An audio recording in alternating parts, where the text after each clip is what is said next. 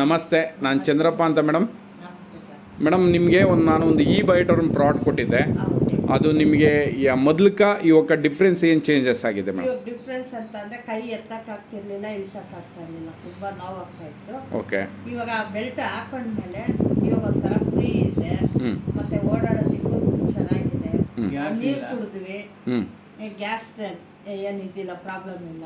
ಇವಾಗ ಆರಾಮಾಗಿ ಓಡಾಡ್ಕೊಂಡಿದ್ದೀವಿ. ಮೇಡಮ್ ತಲೆನೋವು ಅಂತ ಇದ್ರಲ್ಲ? ತಲೆನೋವು ಅದು ತಲೆಗೆ ಒಂದು ಸ್ವಲ್ಪ ಬೆಲ್ಟ್ ಹಾಕೊಂಡ್ರೆ ತಲೆನೋವು ಹೋಯ್ತು. ಟ್ಯಾಬ್ಲೆಟ್ ಏನು ತಗೊಂತಾ ಇಲ್ಲ, ಇವಾಗ ಫ್ರೀ ಆಗಿದ್ದೀವಿ. ಮತ್ತೆ ಮೊದಲು ಹೊಟ್ಟೆ ಒಂಥರ ಊತ ತರ ಇರ್ತಾ ಇತ್ತು ಅಂತ ಹೇಳಿದ್ರಿ, ಈಗ ಹೆಂಗಿದೆ ಮೇಡಮ್? ಇವಾಗ ನಾನು ಏನೋ ತಗೊಂತಾ ಇದ್ದೆ ಫಸ್ಟ್. ಓಕೆ.